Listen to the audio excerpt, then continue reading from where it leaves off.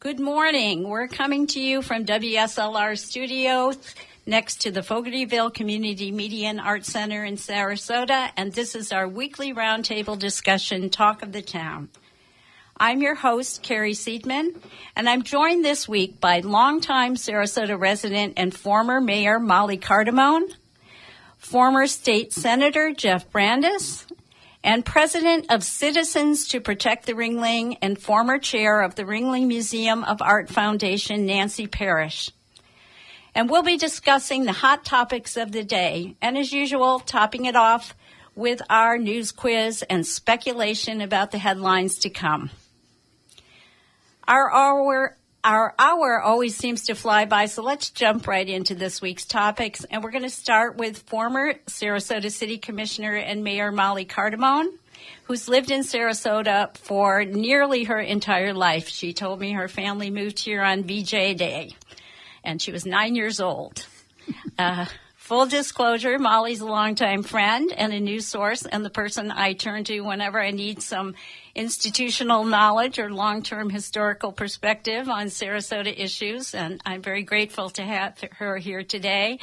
And I want to pick her brain about the fate of the current performing arts venue in Sarasota, the Van Wezel, as well as discuss the debate over a new Sarasota Performing Arts Center.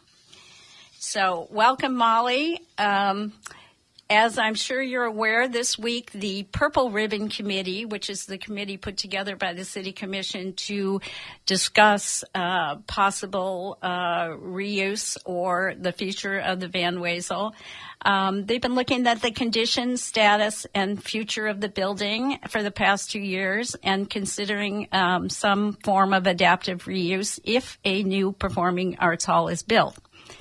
They're just now in the process of finalizing their recommendations to the city, and they intend to have those recommendations to the City Commission, which doesn't meet during the month of June, hopefully by July 21st, at least at the earliest by July 21st. I did watch the most recent meeting, and I have to say it was the first time I had heard anyone actually voiced the words of tearing down the Van Wezel since the Bay Park was first proposed and they published a map that didn't have the Van Wezel on it. So that was a bit shocking. Two of the committee members, the chair, Charles Kostler, and climate expert Bob Bunting, were very much in favor of that. And they both said that the best adaptive reuse of the Van Wezel would be as a park. So your reaction? I was horrified. They actually deviated from the charge the city gave them in forming the committee. At no time were they to discuss demolition of the building. So, from your understanding, what should they have been? What should they be recommending when they're talking about adaptive reuse? Well, I don't want adaptive reuse. I want the building to stay in full use as it currently is.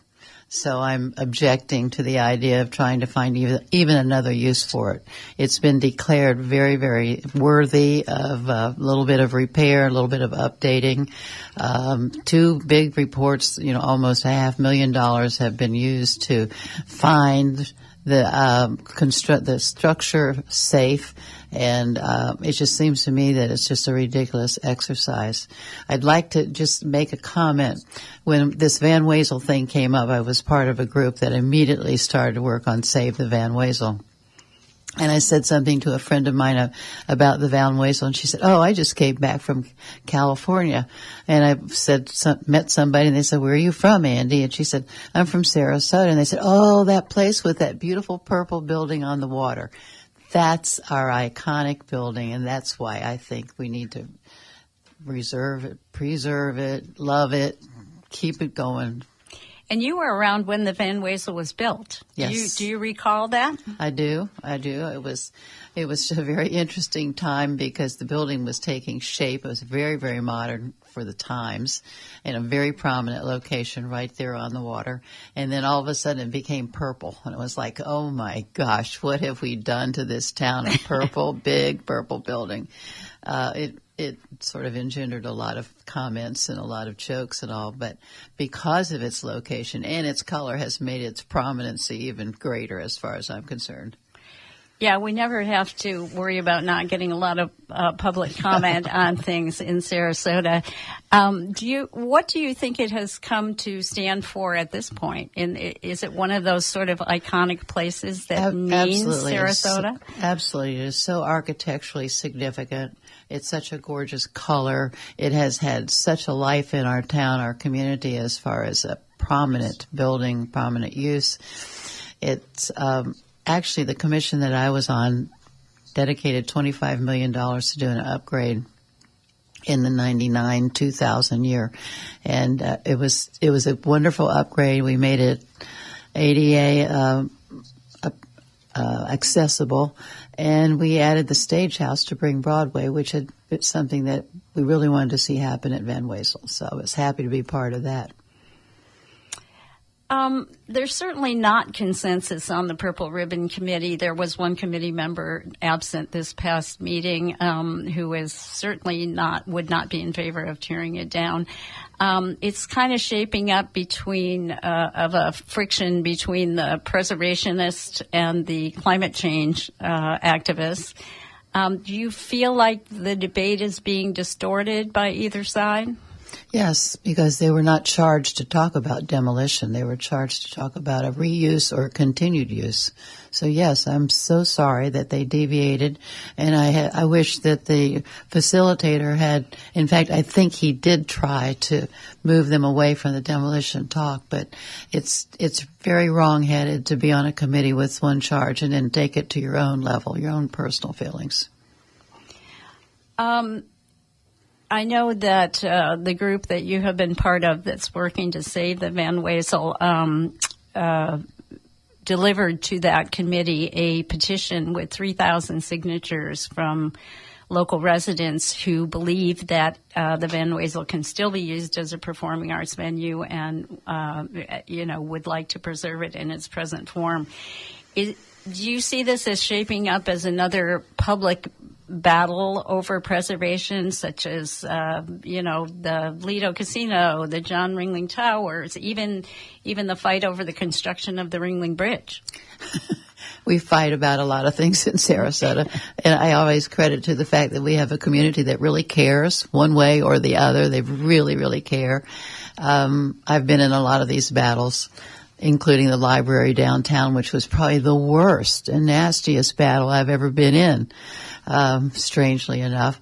But I just think that we are always a victim to brand new people that come to town, fall in love with Sarasota, and then want to kind of change it to the things that they've come from. So if you come from a town that's a big, gorgeous, brand new community building like a performing arts hall, you want to see that here because you loved what you came from. Well, that's not what we're here to do. We're here to sustain our history and let people realize the importance of being in Sarasota.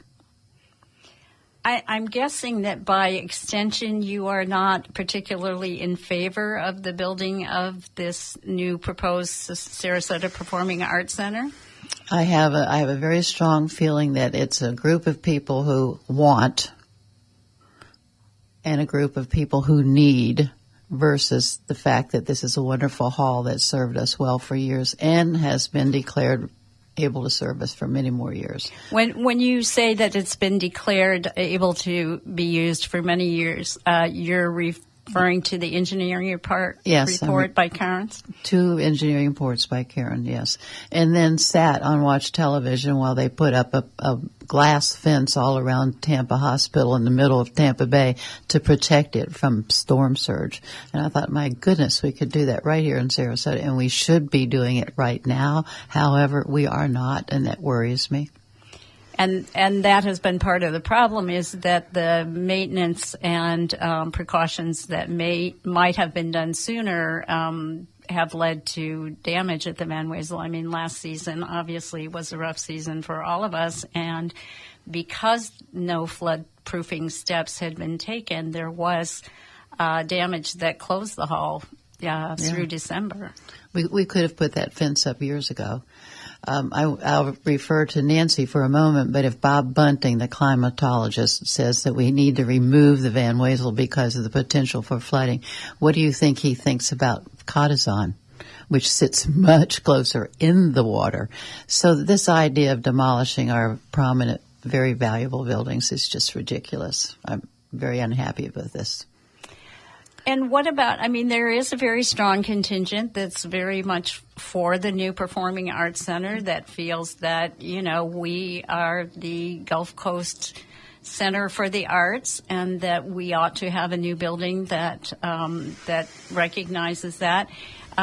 We're talking about $500 million or slightly under that at this point. And although final go-ahead has not been given by the City Commission, that's been postponed multiple times due to not being able to come to an operating agreement that is acceptable. What are some of your concerns if the Performing Arts Center does go ahead?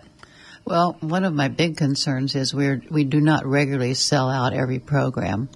So the Van Wezel does have empty seats, which means that I can't declare a need for a bigger hall with more seats. I'm very concerned about the money involved in building this, and I have no idea why the SPAC people have not been able to provide a business plan for the operation of the hall. I think it's imperative that the city taxpayer money, whether it's TIF money or donations, will go to a hall that will be full and used, and the ticket prices will be affordable for most of the public. Right now, it's pretty expensive to go to Van Wezel. So if we build a bigger hall with more involvement and more debt, I fear for what the general public will be able to do. How do you feel? What do you think the current commission will do in terms of deciding to move ahead with the hall? And if you were sitting on the commission, I probably know the answer to this already. How would you vote? Because it does, despite the financial mechanism with the TIF district to support this. There are a lot of money issues that still have been unresolved, including the parking situation, which, as I understand it, the total cost of that would fall on the city. The contract that the city preliminarily signed stated that they would provide the parking all around the area because there's hardly any parking left for Van Wezel. It'll be a problem for Van Wezel, but the new hall will have maybe 200 spaces, and the city committed to provide parking all around the area and then provide little jitney buses to bring people to the shows and after the shows, which, as you know, is very problematic when you think about trying to get people in their seats at a certain time by means of a jitney coming from 6 or 8 blocks away. It's fraught with difficulties. I certainly would not be supporting it if I were sitting at the City Commission today. I have no idea what they will do, but they're pretty practical-minded, and they've asked a lot of really good questions to which they have not received all the answers that they need. It's a very big weight on the community. And how do you think the community, are you seeing this as going to shape up as a big public battle? I don't know how big the battle will be. The SPAC people have not really come forward with a big fight for their cause. It's people like my group and Save Van Wezel that are really fighting this. I don't like to use the word fight, but we're really disagreeable. Well, I'm not sure the public. I think if the Purple Ribbon Committee does end up recommending to the city that the Van Wezel be torn down, I can see that. I'm just reflecting on when I have written in the past about the Van Wezel. There's been a lot of public sentiment for saving that building. Sure. I kind of think that it's not going to happen. That tearing it down is not going to happen. Not going to happen, and the building of a new theater is not going to happen. There's just way too much money involved with too many problems like parking, number one. I just don't think it can happen. And Well, the economy right now is not in a good shape to have huge donations coming forward to this hall. There are major needs in the community right now with everybody having a handout to raise 10 and 20 and $100 million dollars. So. Yeah, I'm glad you mentioned the economic situation right now, and that's a good segue to our next expert.